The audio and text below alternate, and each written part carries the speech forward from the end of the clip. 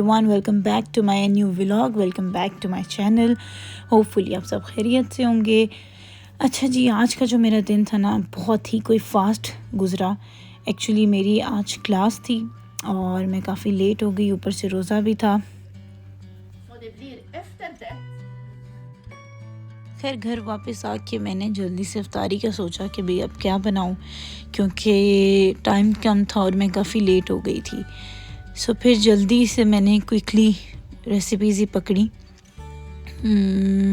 Basically ना मेरा ख्याल है काम वही है जो आसानी से हो जाए और खुश दिली से बीबियाँ जो पकाती हैं ना, हाँ बस वही पकाया करें। जो काम जहाँ पे औखा होना लगे ना वो काइंडली ना ही किया करें, क्योंकि ना तो फिर वो स्वाद का पकता है और ना ही फिर खाने में उसके मज़ा आता है। खैर एनीवेज़ मैं पैटिस बनानी थी।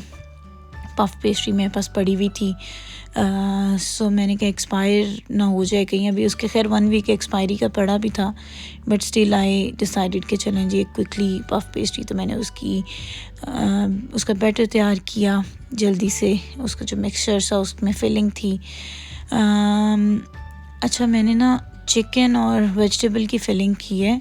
पहले आई वाज डिसाइडिंग कि मैं इसमें चीज़ और फेटा और क्रीम चीज़ और इस तरह हैलपिनोस की करती हूँ filling, but then I decided कि नहीं यार, चिकन और veggies are the good option. अच्छा एक ना मैं बात शेयर करना चाहती हूँ कि I am literally very stunned to see कि कैसे स्वीडन में सारा सिस्टम वर्क कर रहा है। In Pakistan there is no proper tax network and zero benefits दिए जाते हैं आवाम को। As compare to Pakistan, Sweden में नैया ही उल्टी चल रही है भाई। आज ना मैं न्यूज़ सुन रही थी कि यहाँ की हुकूमत ने ना yearly tax return policy update की है, मतलब इस स्प्रिंग सीज़न में। वो जो लोग यहाँ पे अपने घरों की रेनोवेशन करवाते हैं ना या कंस्ट्रक्शन में मनी इन्वेस्ट करते थे इन द पास्ट, उनको 30% मिलता था। ठीक है, मतलब उनको लेटर ऑन टैक्स की फॉर्म में जो टैक्स रिटर्न मिलता है वो उसका 30% मिलता है। लेकिन अब जो इन्होंने न्यू अपडेट की है अपने इस लॉ में, इन्होंने वो 30% से 50% रिटर्न करने का स्टार्ट कर दिया है। मतलब मैं कहती हूँ कि हर चीज़ कैसे इतनी सिस्टमेटिक चल सकती है। यहाँ पे बेसिकली इसका बैकग्राउंड ये है कि लोग ना ब्लैक में काम करना शुरू हो गए थे। जैसे बहुत से जो इमिग्रेंट्स आए हुए हैं ना, पोलिश, यूक्रेनियन और किसी भी कंट्री से, जो कंस्ट्रक्शन का काम जानते हैं तो वो ब्लैक में काम करना स्टार्ट हो जाते हैं। फिर जब ओनर ने काम करवाया होता है अपने घर का और उनकी रिसिप्ट तो ऑब्वियसली उन्होंने कम पैसे दे के अपनी कंस्ट्रक्शन का काम डन कराया होता है, तो वो फिर क्लेम भी नहीं कर सकते। तो अब हुकूमत ने रादर इसका उल्टे बेनिफिट देने की, मतलब उनसे बेनिफिट लेने की बजाय रादर अवाम को ही बेनिफिट दिए कि भाई don't go for the black thing, in return will gonna give you the 50%। And trust me, मैं इस चीज़ पे एक फर्म बिलीफ है कि यहाँ पे जो ईगल आई है ना, जो हर चीज़ को देख रही है, that is very very strong. खैर जी, खाना बनाते बनाते एक और चीज़ मेरे जहन में आई कि हर साल इधर स्वीडन में बहुत ज़्यादा खाना ज़ाया होता है, जिसकी एस्टिमेटेड अमाउंट बताई गई थी कि जी हर साल 2 लाख टन जो ब्रेड है या ब्रेड से बनी हुई चीज़ें हैं वो वेस्टेज फूड में जाती हैं। मतलब ये सोच के मेरे जहन में यही आया कि while others are waiting for a single piece of bread to eat, they are hungry and they need our help, but still we are unable to do their help. Anyways, अल्लाह ताला हम सब मुसलमानों को एक दूसरे की मदद करने की तौफीक दे। एनीवेज स्वीडन में ना एक जो कल्चर है, फ़िका कल्चर, उसमें कॉफ़ी के साथ ब्रेड होती है, ठीक है, जिसको मोस्टली कहते हैं, और वो डिफरेंट टाइप की ब्रेड्स होती हैं जिसको फ़िका ब्रोथ कहते हैं। अब ये जो फ़िका ब्रोथ है ये इतनी ज़्यादा ज़ाया होती है कि आप कह लें कि ओनली द ब्रेड क्वांटिटी, अगर उसको मैं ये आप इन क्वांटिटी बताएं तो 1 लाख टन ब्रेड ज़ाया होती है हर साल। तो अब यूरोपियन यूनियन ने इस इशू को भी रिज़ॉल्व करने के लिए ये कर दिया कि जी आप हर ऑफिस के बाहर जहाँ पे स्पेशली लंच बहुत ज़्यादा ज़ाया होता है ना, तो उन्होंने कंटेनर्स लगा दिए कि जी आपने जो अपना खाना है ना वो इसमें जो फूड वेस्टेज है उसमें डालना है और वहीं से उसको कलेक्ट कर लिया जाएगा फॉर द रिसाइकलिंग। और मतलब ये जो सारी चीज़ें हैं ना, everything is being in a system and how it is working, it is something to appreciate, trust me. खैर, आपसे बातें करते करते I made chowmein cum spaghetti यानी कि देसी चाउमीन। और मैंने ना इसमें डीप फ्राई नहीं किया था चिकन को, मैंने एयर फ्राई किया था। थोड़ा सा हेल्दी बना लेना और साथ साथ ये पफ पेस्ट्रीज़ भी तैयार हो गई।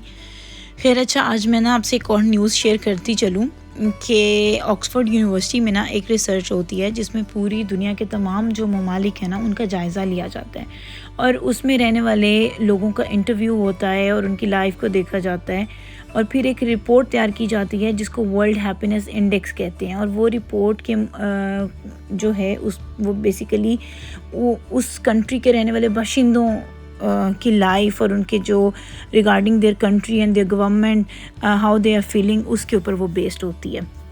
सो आपको पता है 8वीं बार, इट्स द 8th टाइम कि जो नॉर्डिक कंट्रीज़ हैं वो सबसे खुशहाल कंट्रीज़ मानी जा रही हैं। और वो सबसे पहले नंबर पे फिनलैंड है, फिर सेकंड पे डेनमार्क है, थर्ड पे आइसलैंड है एंड फोर्थ पे स्वीडन।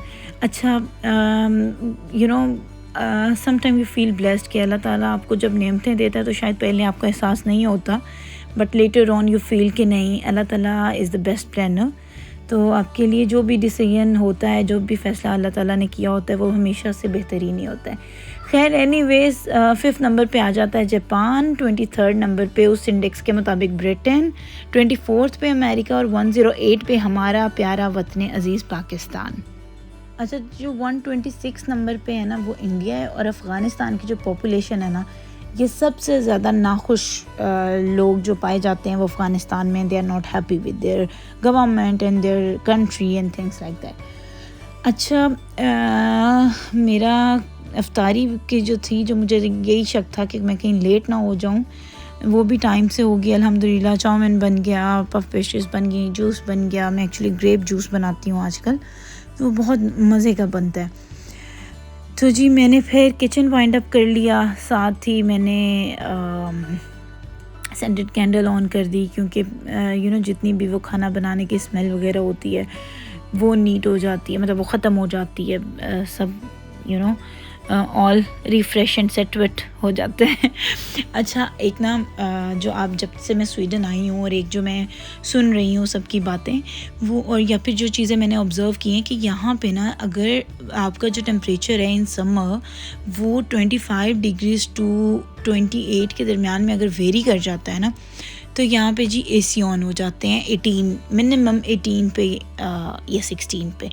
ट्रस्ट मी, मैं सोच के पागल हो रही हूँ कि भाई 25 तो अच्छा खासा खुशगवार वेदर होता है और ये 25 डिग्री पे AC अगर चलाते हैं, यानी कि मुझे तो गर्मियों में भी यहाँ पे वार्मर ही पहनने पड़ेंगे। मतलब हद नहीं हो गई कि बस कर दो, जान छड़ दो, ठंडा मुल्क है यार। खैर जी, ये तो लोग ज़्यादा सर्दी के आदी हैं और हमें लगता है कि यही वाला वेदर ही अच्छा है।